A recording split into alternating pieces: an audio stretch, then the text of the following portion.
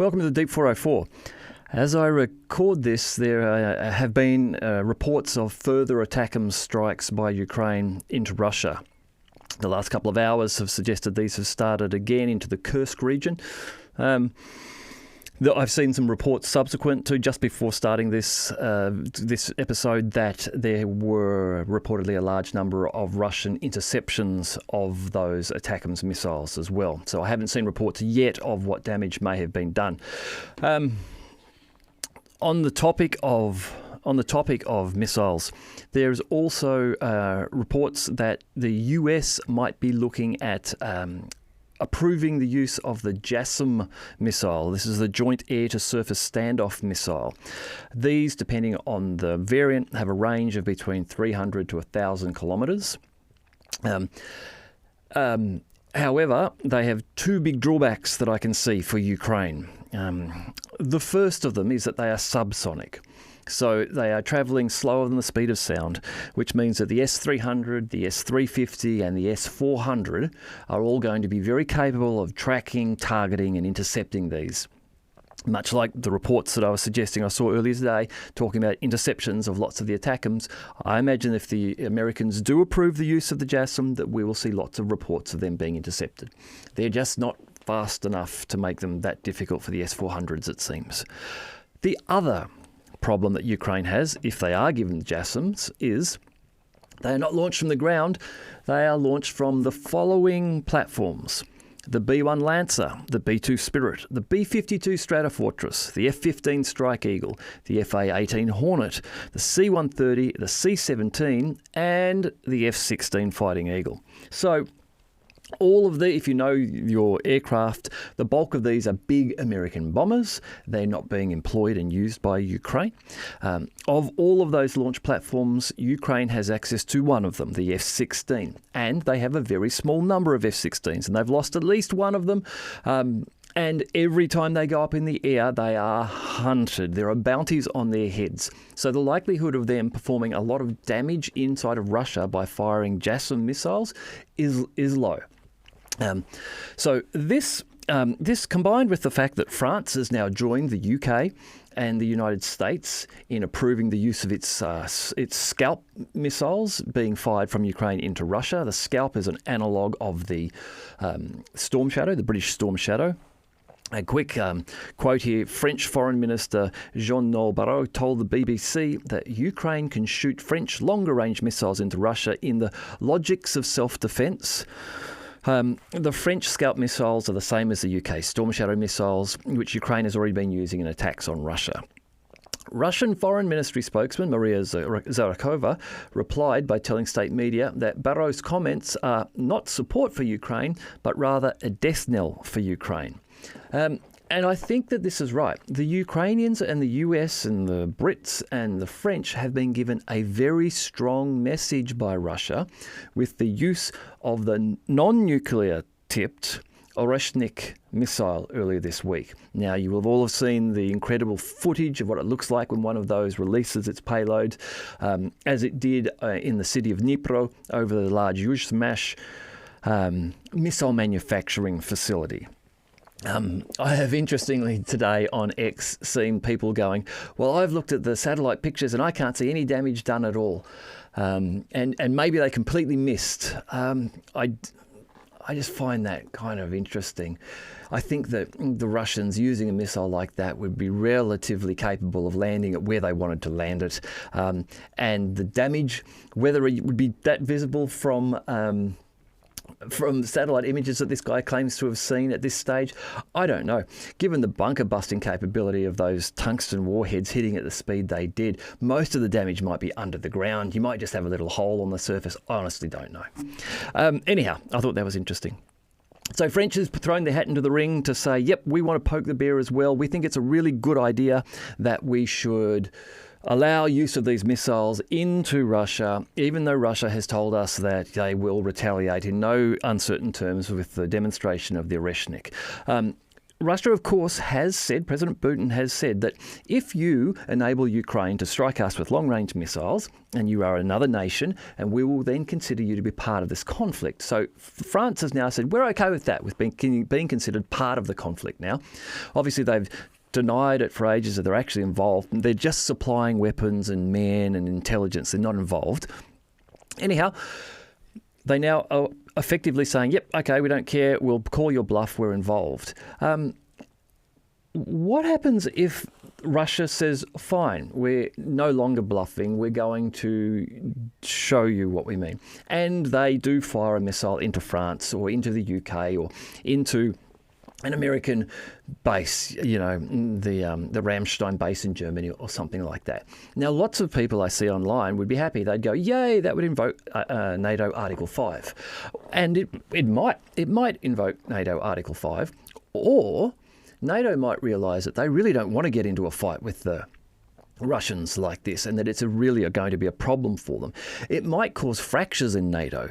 You might find that nations like Hungary say, we don't want to go to war with Russia, this is ridiculous. And there might be other nations at that stage, when pressed that far, might join.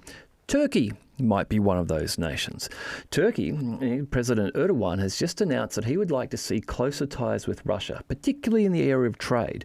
Turkey and President Erdogan recently attended the BRICS meeting. So some will say that, okay, this is Erdogan playing his very tricky and clever games, where what he's doing here is showing to NATO and to the EU, which he'd like to get into, that, look, if you don't let me in and meet some of my demands, then I will go and side with Russia. Pardon me. I think what's more likely is that he's a very clever operator. He understands what is going on in this conflict. He understands the problems of NATO getting into a full-throated conflict with Russia and the unlikelihood of that really happening. He understands that Russia is winning, and he wants to get on the right side of that before the conflict draws to an end. And he would like to establish additional trade. Remember, he shares the Black Sea border with Russia, so he'd like to be trading with them. So NATO Article 5 might get called, might be employed, might not be employed, might cause big fractures within NATO. And on the other hand, just remember that Russia, population of 147 million, has an equivalent population to Poland, Germany and Ukraine put together. There's no guarantee that these other NATO nations are going to perform any better on the battlefield than the Ukrainians have. They will be fighting in the same location. They will be fighting with the same NATO equipment. The Russians have got a lot of experience in that environment. They've got a lot of experience with that equipment. So there's no certainty that NATO starting this fight will do any better than the Ukrainians will. And then, this is the short-sightedness of this. People say, oh, but all of the NATO nations will join in, and the US will even put boots on the ground and do all of that. Well, first of all, they've got to get over the political challenges that's going to cause them. Germany, for example, the UK, Keir Starmer's on the way out. His approval ratings are incredibly low. No one likes Macron in France. The political implications of getting into a real war and sending your young men and women, in some cases, to go and fight and die in Ukraine is just immense, and lots of governments will not tolerate it, and they'll find a way to back out of it, or they will delay it. They'll say that they're going to join NATO, and the Article 5 agreement to go and fight, but they'll just delay it. Plus, there's one other thing, which I think is a short-sighted thing if you don't consider this. There is one country that doesn't want Russia destroyed. Beyond Russia, there's another country, and that is China. China and Russia are neighbours and large trading partners. China wants easy access to the resources of Russia. Russia wants easy access to the manufacturing capabilities of China. If Russia got to the point where all of NATO had teamed up against them and it actually looked like they might falter, then I would say there is a strong chance that China will honour the military agreement that they have with Russia, and they will step in and they will join the conflict. That means we have got real World War III. Now, it's World War III without the threat of nuclear weapons. A lot of people are concerned about that. Putin's going to put nuclear tips on the next Oreshnik missile and do something ridiculous. He's not going to do that. There's no need for him to do that. Putin doesn't want a nuclear conflict or nuclear problems within Ukraine or Russia, because it's his country, it's his area. Just on this topic too, let's just have a look here This is the Zaporizhzhia nuclear power plant. I believe this is an image of the what's it called, the Energodar. That's it, Energodar nuclear power plant in Zaporizhzhia. Now, reports coming out this week that the plant is coming under shelling again. This plant has been under Russian control on the Russian-controlled side of the Dnieper River since 2022. This has come under repeated shelling and drone attacks since 2022. And it's only about 300 miles, 500 kilometres away from Chernobyl. So the head of the International Atomic Energy Agency, the IAEA, says that the Zaporizhzhia plant came under the most intense shelling of recent months on Saturday, shortly before 6 p.m. local time, and on Sunday at 9:15 a.m. There were more than a dozen blasts within 40 minutes, according to the IAEA. The IAEA experts reported damage in several places, including a radioactive waste and storage building, cooling pond sprinkler systems, an electrical cable to one of the reactors, condensate storage tanks, and to a bridge between another reactor and its auxiliary buildings.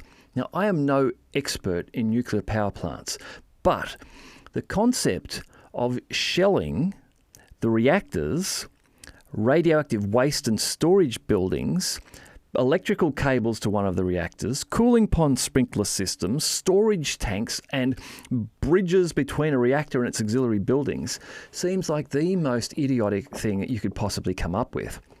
Now, the reporting I was reading was from Reuters. Reuters, about 3/4 of the way through the article, said that they were unable to determine who was telling the truth about who was doing the shelling here. Russia is obviously claiming that Ukraine is shelling the plant. Ukraine is obviously claiming that Russia is shelling the plant.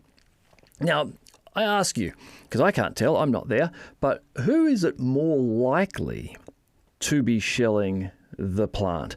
The country that controls it safely now, has been managing it and maintaining it safely for 2 years.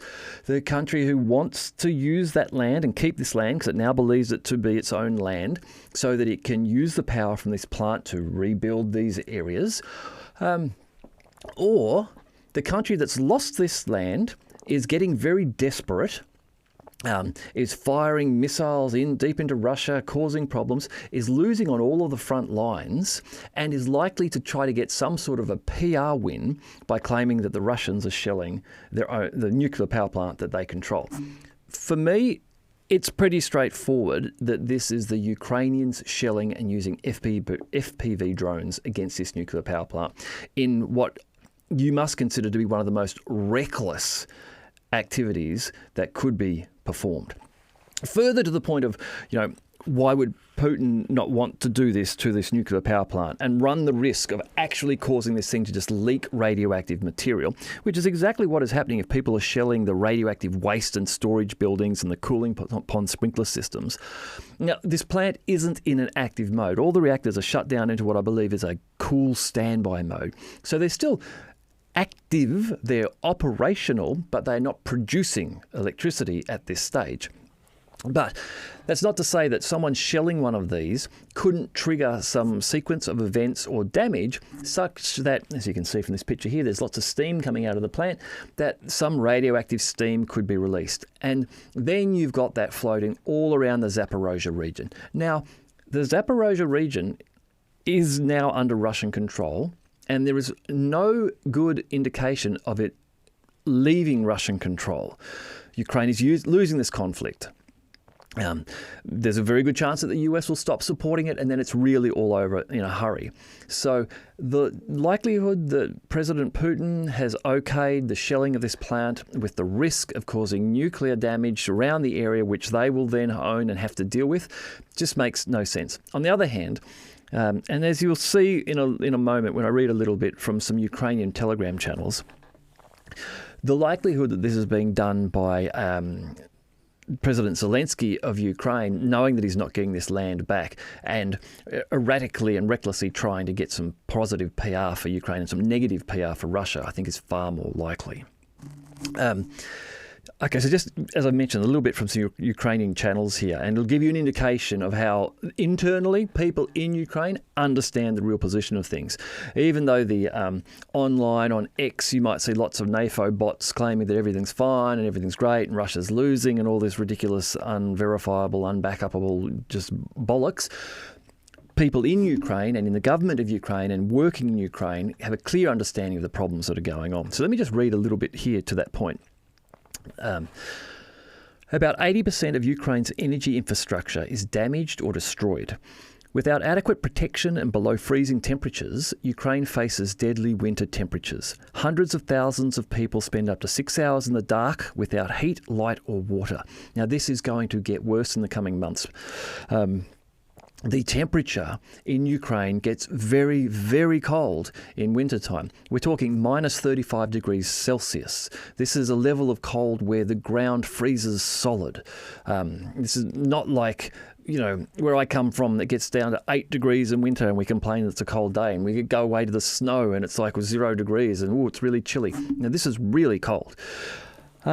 Mustafa Naim, the head of the agency responsible for protecting Ukraine's critical infrastructure, resigned in June this year in protest at the government's failures, saying the project was deliberately delayed because Kiev refused to provide funds for its implementation. The project he's referring to here is one which is the development and reinforcing and creation of protective structures, strong steel, reinforced concrete structures over substations.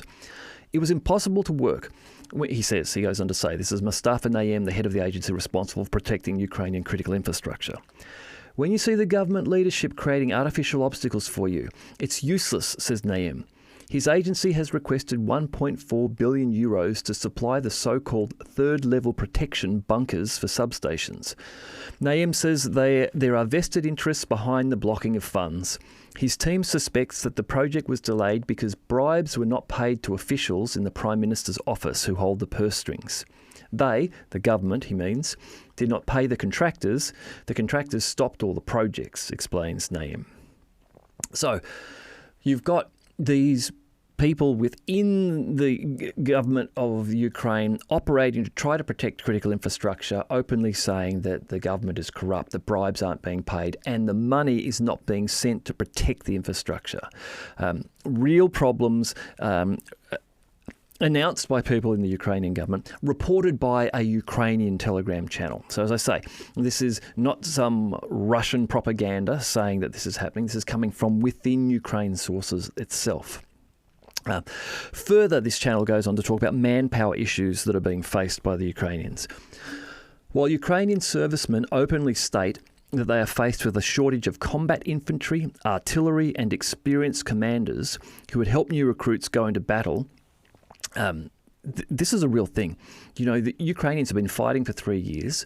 They have lost hundreds of thousands of men killed and wounded. At least hundreds and thousands of men killed and wounded. Who knows the real total there? But they have lost lots of their experienced men. So they are sending green recruits with little or no training to the front line with no one there to show them what to do or tell them to keep their head down at the right time. This is part of the reason they are suffering such heavy losses. Now, again, lots of claiming to be pro-Ukrainian. I don't know how prolonging this fight and the death of more Ukrainians is considered to be pro-Ukrainian, but pro-Ukrainian accounts say that, no, the Russians are losing far more men than Ukrainians. I would love to see a logical argument that justifies that and states that. I've had lots of arguments online with people about this, and no one has got anything convincing other than hand-waving and saying, oh, Russians are orcs and they all should die, and they're all dying in huge numbers, and then they just sign off. Anyhow, so these guys are saying they are suffering a shortage of combat infantry, artillery and experienced commanders who would help new recruits go into battle. They go on to say, which, by the way, has already led to the exhaustion of the Ukrainian armed forces on the front line. The office of President Zelensky continues its strategy of using manpower in an attempt to stop the advance of the Russian armed forces. Thus, Bankova, which is the Ukrainian government, parliament, prohibits the General Staff from giving orders for the military to leave the half cauldrons. Many of you will know the term cauldrons. Cauldrons is a Russian term, which is when a group of soldiers are encircled, unable to escape, encircled on all sides. Prohibits the General Staff from giving orders, so the government prohibits orders being given for the military to leave the half cauldrons in order to hold positions at the cost of great losses in men, in order to carry out Zelensky's Kursk adventure. So here they're referring to Kursk, and we have reports again from today of exactly this happened, the Russians closing in, forming cauldrons, and Ukrainian soldiers being left to either fight and die or surrender or make a haphazard, dangerous attempt at escape through roadways which are controlled now by the Russians, either directly or at least having fire control over them, which means that those men aren't escaping without the threat of attack. They're escaping under FPV and artillery and tank attack. They go on to say, at the same time, during the entire period of military actions, the Ukrainian military did not receive orders to retreat even in critical conditions, such as encirclement or holding destroyed objects on the front line. Good examples of this are Bakhmut and Avdiivka, where the ground was held and held and held, and men were lost and lost and lost. This tactic was especially evident in Ugledar, despite the fact that the city was completely surrounded by the Russian army. Ukrainian servicemen were forced to retreat in disarray, which led to significant losses in the ranks of the armed forces of Ukraine. Similar cases have already occurred before, as I've just mentioned, and now we are seeing this again in the example of Kurakovo. About 70% of the city's territory is surrounded, which will most likely lead to the need for the Ukrainian military to withdraw from this area in the coming weeks. So, you know, the US sending more missiles in, France joining in, NATO kids saying, yeah, more war. You know, it makes you think, why is the US and the West, why are they continuing to support this conflict when it's very obvious that it is destroying Ukraine and is killing the youth of Ukraine?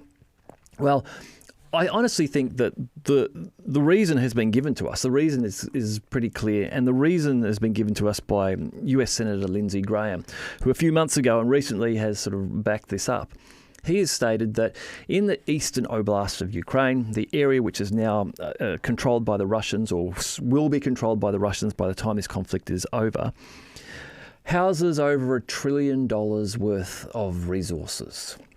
So the ground in these eastern oblasts of Kherson and Zaporizhzhia and Donetsk, Donbass area and all of this has trillions of dollars worth of minerals and farming land and all of this sort of thing. Now, a lot of this land is reportedly owned by companies like BlackRock and Vanguard, who did deals with Zelensky and his government prior to the war, and have taken ownership of this land. And so, of course, if the plan was and confidence in the West was that, yeah, we'll win this war, we will take all of that land back. Yeah, Zelensky, we'll provide you all the weapons, you'll give us the land, only things aren't turning out that way. The Russians are taking the land, and the US and those companies aren't going to get it. And I think that is the reason why we're seeing Biden's administration continue to try to support this war. All right, I'm going to leave it there. I'll talk to you again soon.